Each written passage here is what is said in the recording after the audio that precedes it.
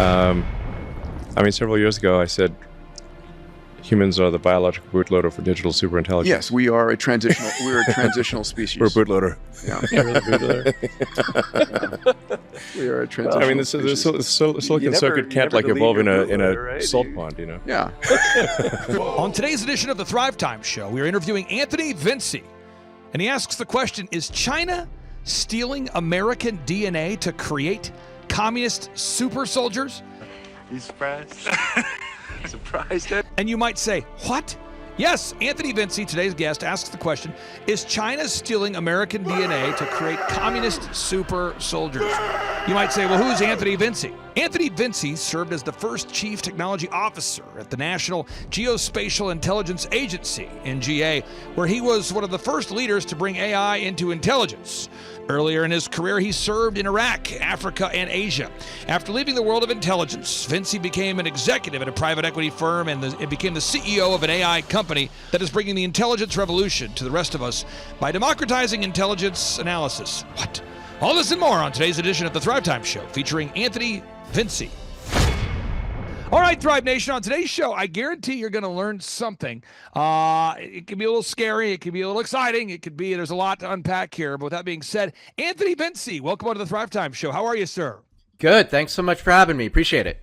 Hey, now in the intro, I teed up your bio, but for listeners out there that don't know about, how you went from where you grew up to here, walk us a little bit through your background of maybe starting off at high school and then how you became the expert that you are today. Well, like a lot of guys, I went to high school, I went to college, I started in a tech company after college, and then 9/11 happened, and that really changed the direction of my life. And I decided that I wanted to go out there and serve. My father was a Marine, my brother ended up being a Marine, and so I wanted to do that, and I became an intelligence officer. And I learned how to collect intelligence, and I became what's called a case officer. And I ended up deploying to Iraq, and that's how it started. And so today, how would you describe what it is that you do today, or maybe what you're working on today? Well, when I started as a case officer, I was out there in the field collecting intelligence, recruiting sources. And then I left for a little while, and I came back in a really different intelligence role. I became the CTO of an intelligence agency, and I helped them build the technology using AI and so forth that would be used for intelligence analysis. And since then, I've left. I left the world of intelligence. I became an investor for a while at a private equity firm. And most recently, I've started a tech company that does AI-based automated intelligence analysis. And we do it for finance, and we do it for the government. So let's talk about this for a little bit here. If I'm watching this show today and I'm a small business owner, what do you believe the average small business owner needs to know about, artificial intelligence and maybe the threats or opportunities that it poses for everybody watching this show? I think a lot of people, and by the way, in some ways, I'm a small business owner too, because I have a tech company out there. So I think about this kind of thing quite a bit.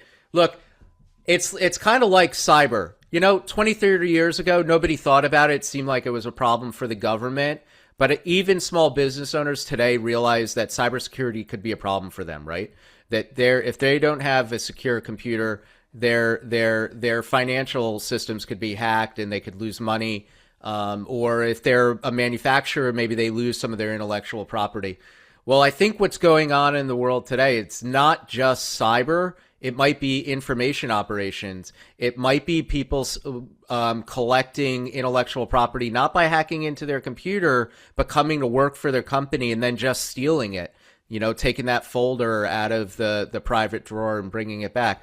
So small business owners need to start to think about how there are these threats out there and protect themselves from that. It's broader than just cyber. It's looking at espionage in general.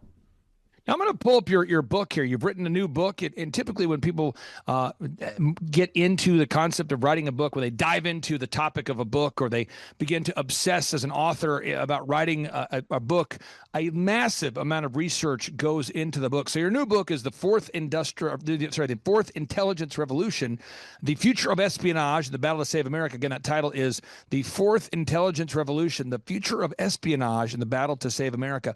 What inspired you to write this book, sir?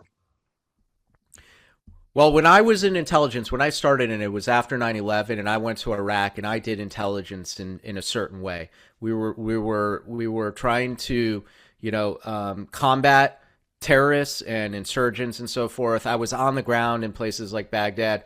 It was a low tech business, basically. There was maybe some drones here and there, but basically I was doing a human job. When I came back later and became the CTO, I realized that intelligence, even the kind of case officer stuff I was doing, was being taken over by technology, and in particular by artificial intelligence. And then that was going to change everything about the intelligence world, because AI, like for every other job we're seeing in the world, right? Like we hear stories about lawyers having their jobs taken by AI. And so forth. Well, the same thing is happening in intelligence. And I wanted to tell that story because I was part of trying to do that, frankly. But I also realized as I was doing this, as I was starting to write about AI, that there was something even bigger going on. And that realization was that intelligence was now starting to affect everyone. Espionage was something that used to be done to like presidents and colonels and people like that. And now everyone in the country, in the world, really is being spied on. And that's a big change. And that we need to understand that threat as just everyday citizens and make ourselves more resilient against that threat.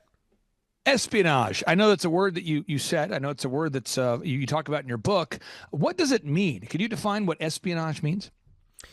It's attempting to get information, usually secret or protected information, from a target, say the US CIA, trying to collect information about, the Russian government, for example, and then using that information to help a decision maker make a better decision, right? So it's going out, it's collecting secret information, like what does Vladimir Putin really want to do? And you can send a person to collect that, or you can have a satellite collect it, and you can use these different methods. Taking that back, analyzing it, and then providing that to a decision maker, say to a president, who can then know, oh, that's what Putin wants to do. Then I know how to make my decision better.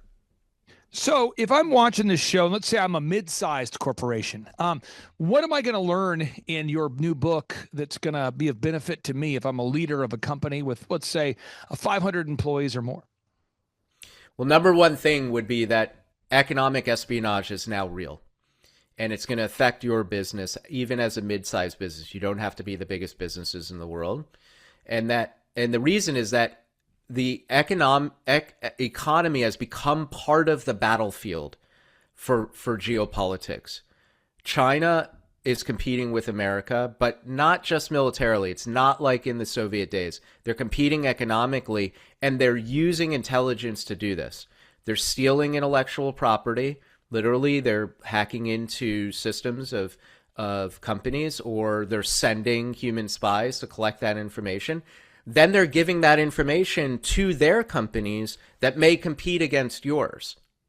And that makes this a real threat. If you're a manufacturing company and you're making something, you're not just competing on an even playing field anymore. You're maybe competing with a Chinese company that wants to produce the same thing you have, steal all your intellectual property, and then give it to a company that is going to compete directly against you and try to put you out of business. And so you have to protect yourself from this.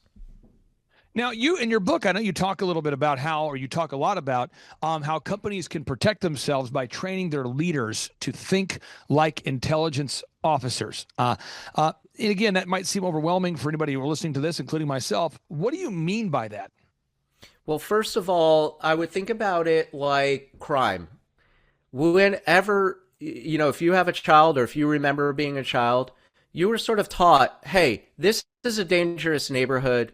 You need to watch out. Don't leave your valuables on the dashboard in the car. You got to lock your doors at night, right? Don't walk in a dark alleyway in a part of the city that you don't know, right? We all learn to understand the threat and then to think, safely about it and protect ourselves.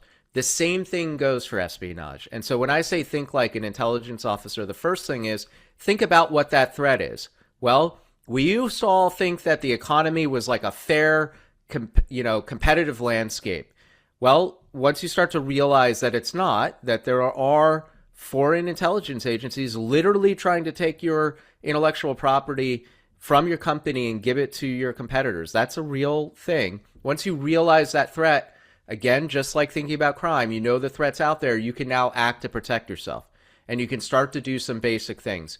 Yes, one of those things is cyber hygiene, right? Protecting your computer systems. But it also may mean protecting your people and starting to think, okay, do I have I hired people who could be a threat? That's called insider threat, right?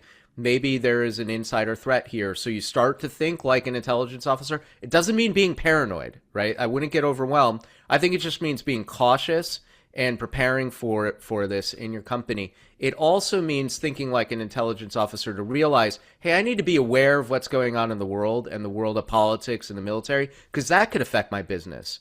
Maybe an export restriction by China, as part of this, geopolitical competition between the U.S. and China could harm my supply chain, right? And that could tank my business. I won't be able to produce what I produce. So you need to start to think like an intelligence analyst. Okay, where could this go?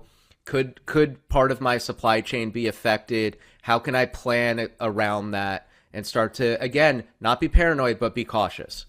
Now, you've written some articles for some major publications. What I'm going to do is I'm going to pull up my stack of stuff here, and I want to get into some of these headlines to see if you could break down what motivated you to write these articles. And again, folks, I encourage you, if you haven't checked out the book there, the book is The Fourth Intelligence Revolution. I'll pull it up on the screen one more time so people can see this book cover here. And again, folks, this is you're a guy who your resume is pretty legendary. I mean, you've done some things that many of us didn't know even existed, and you've done it well at the highest levels. But I want to make sure people know you've written articles about many of your observations, one of which is for Esquire. You wrote, "The Singularity War, Why Future Battles Will Be Fought by AI-Driven Weapons and AI Strategists." Tell us about that. What prompted you to write that article there, sir, and why should everybody know what you wrote about there? This is going to sound like science fiction, but it's absolutely real. We are moving into a world where it is not going to just be people driving cars or flying airplanes and so forth. These are going to become autonomous. It's not just about a Tesla that can drive itself. It's a fighter jet that can fly itself.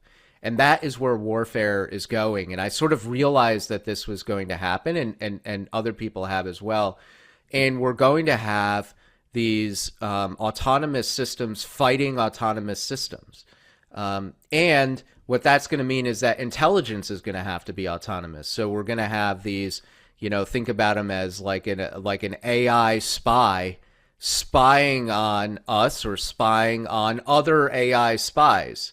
So the machines are going to spy on the machines. And that can seem far off, but it's actually already starting to happen. And you can see it in real life if you turn on the news and you watch what's going on in Ukraine. And you're seeing that tanks are now being blown up by autonomous drones, right? And these autonomous drones are sometimes fighting each other. They send one drone to shoot down another drone. So we're already sort of starting to see this happen, but it's going to become much bigger, much more scalable. And that is a completely new world. Sounds like science fiction, but it's real.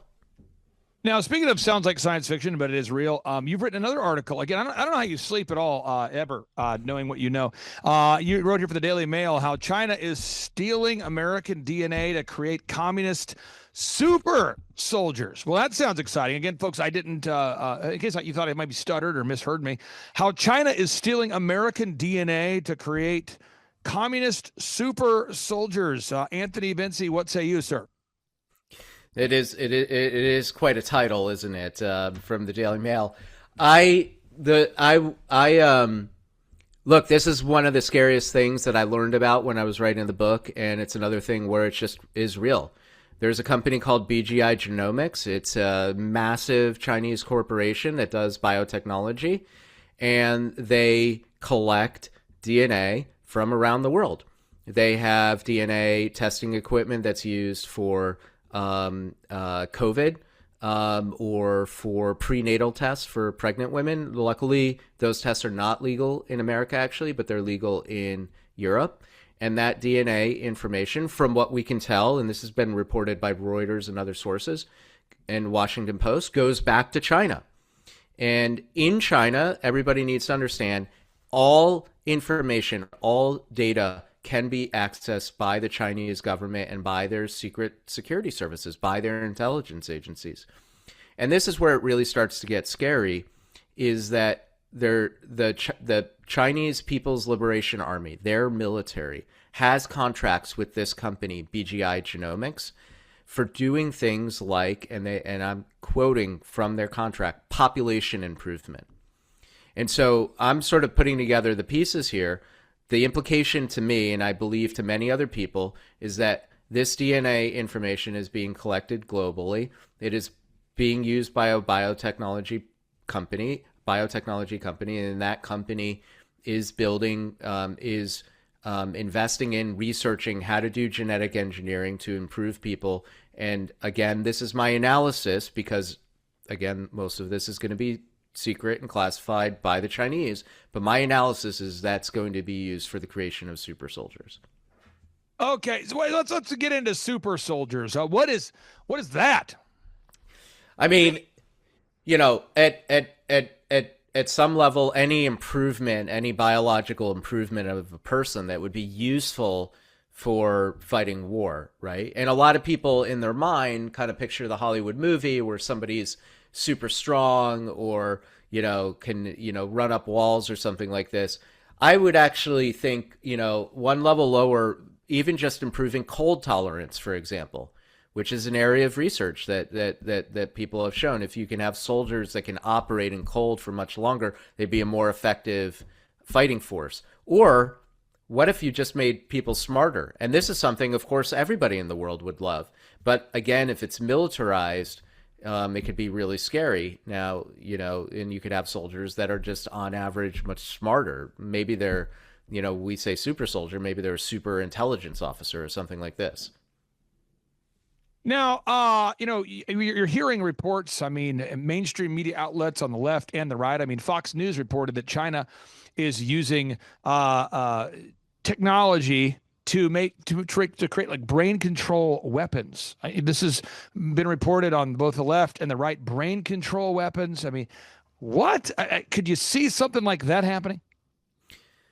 Well, I do think we are going to absolutely see mind-controlled machines, period, right? And I've seen some of the equipment out there, and you can even look it up on the internet right now, where it can, you can put it on outside of your on top of your head, and it can kind of read your brain waves, and then by modifying those brain waves, you can control an instrument.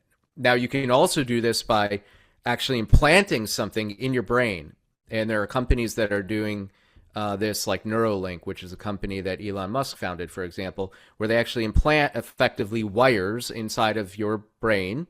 They're connected to a computer, and that can be used to control things. So that kind of research is often done for handicapped people, right? Somebody who's paralyzed, and allows them, even though they're paralyzed, to kind of control something. So it's an absolutely hopeful technology. But like everything else in the world, people in militaries are going to look at that and say, how can I use that to now control a weapon system, right? And I do think that is a possibility. Now, from a biblical perspective, I'm a Christian. I'm a biblical worldview. That's kind of how I view it. That sounds a lot like the book of Daniel, where it talks about in the end how they would merge man with machine. Daniel chapter 2 talks about the miry clay mixed with the iron. That would be the sort of the game plan of mixing man with machine, iron and clay. Any concern about how this technology could be used? Absolutely, I have a concern. And I think that concern is Christian, absolutely, and all cultures. I think we have always had, and rightfully so, a fear of technology, new technology, and how it might be used. And so I think that the most important thing is that that there are people who have good morals, good ethics, who are determining how to use these technologies. And I think that fundamentally is the difference between America and some of these other countries like China or like Russia, where here we have a democratic system. We have leaders that we trust that will make the right moral decisions of how to use these technologies. That is not always the case in a place like Putin's Russia or Xi's China. They may make decisions to use these technologies in ways that we find immoral, unethical, and unacceptable. Now, as far as maybe a hopeful future or solutions that you would propose, now that we know how big these threats are, what are the solutions that you propose in your new book? Well, look, one of the solutions that are proposed is that we can't have the government defend us from all of these things, unfortunately.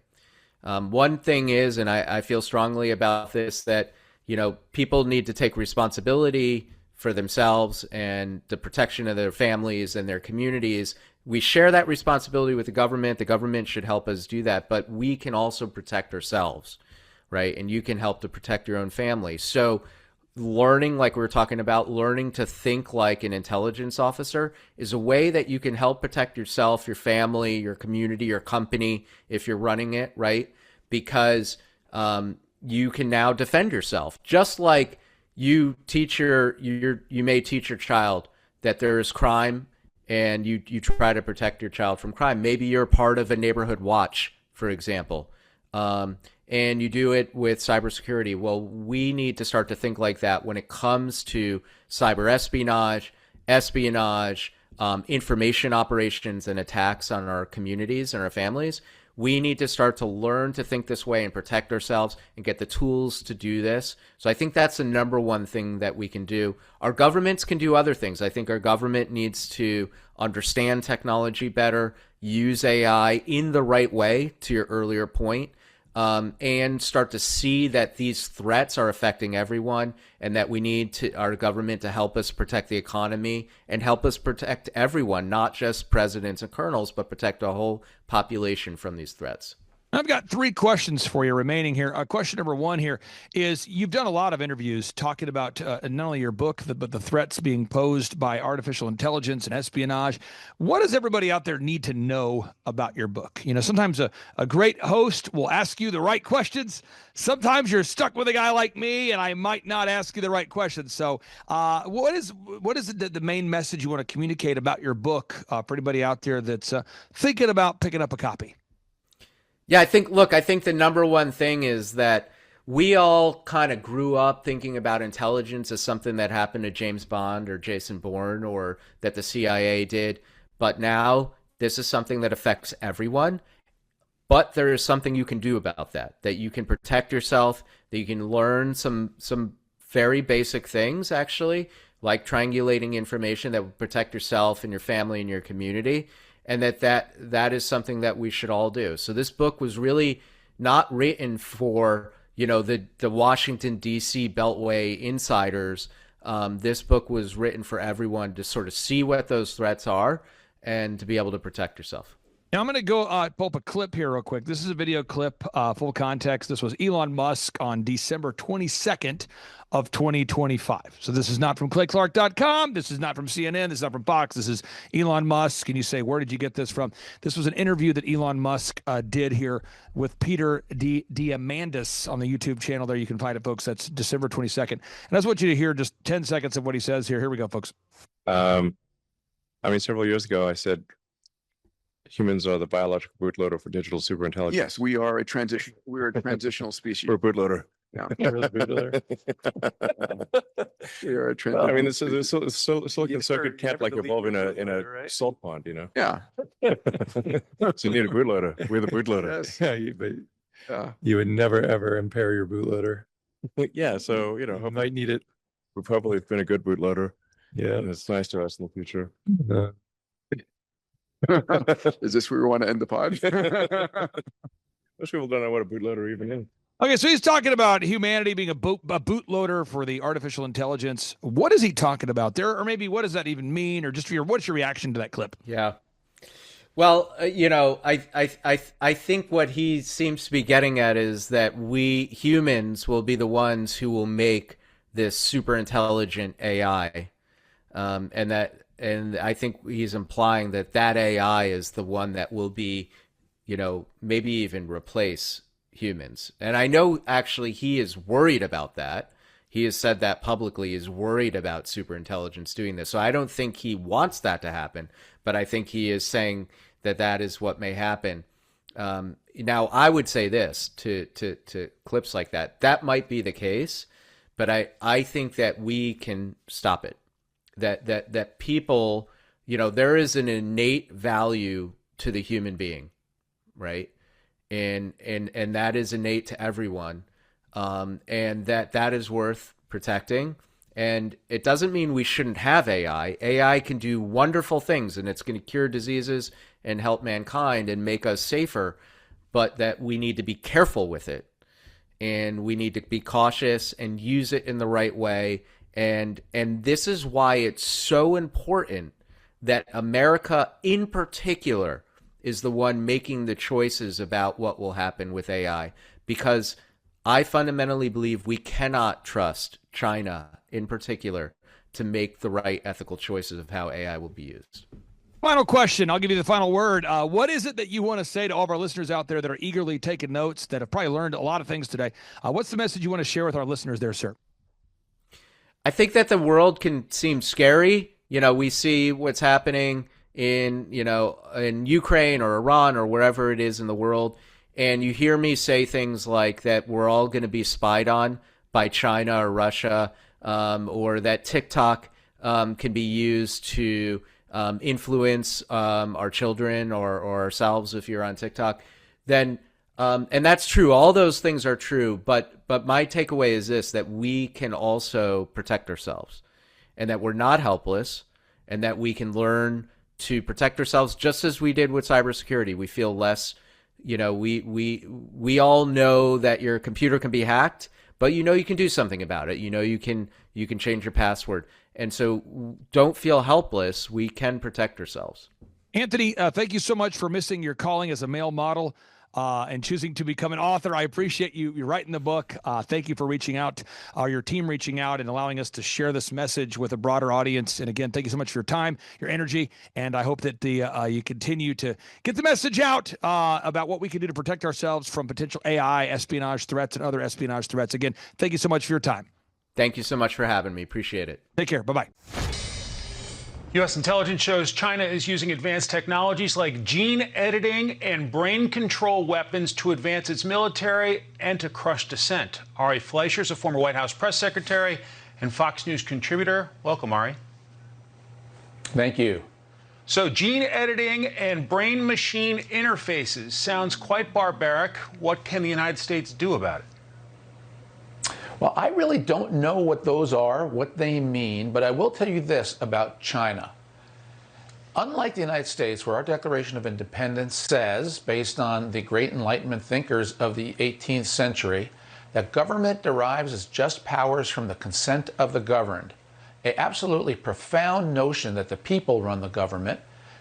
In an era where we had absolute monarchs back then, China's just the exact opposite today. Mm-hmm. People derive their just powers with the consent of the government in China. Everything that people do in China has to be in service to the state. So it doesn't surprise me if China is seeking to develop more tools, more ways that they can manipulate their population in service to the state. It fits China's modus operandus, regardless of what those techniques may or may not be. Certainly it's what China tries to do. I want to play for you a clip from former DNI John Ratcliffe, and I'll ask you to respond. We may be trying to accomplish some of the same things with not from a human rights standpoint, but from a military standpoint of gaining an advantage on the battlefield. But we're not going to place our own soldiers, sailors, and airmen at risk which is what the intelligence tells us the Chinese are willing to do. Ari, is it that Americans value human life a lot more than the regime in China? It's deeper than that. I mean, it begins with the value of human life, but it's a recognition that the people are supreme in the United States, that the government has to do what the people want to do. And China is, just as I indicated before, the flip opposite. So if the people must serve the will of the state, and if the state's will is that it should always be superior in all, including the military, then people become cannon fodder. And you manipulate your people to achieve whatever you want. Look, after September 11th, the Chinese government saw the tremendous rise in patriotism in the United States. And amazingly, they reached out through the State Department and they asked the United States government, what did the government do to engineer that rise of patriotism in the United States? And when we heard about that at the White House, we all laughed. President Bush laughed that they failed to understand how America works. But they think they can have a top-down government that dictates to the people who they are, what they should do, and how to behave. So all of this fits long-term Chinese thinking about how to have the state always be superior above the individual. Again, I don't know what these techniques are that they're trying. It sounds far-fetched. There's a limit to how far you can go, but China will go to that limit if it's what it takes. Whoa.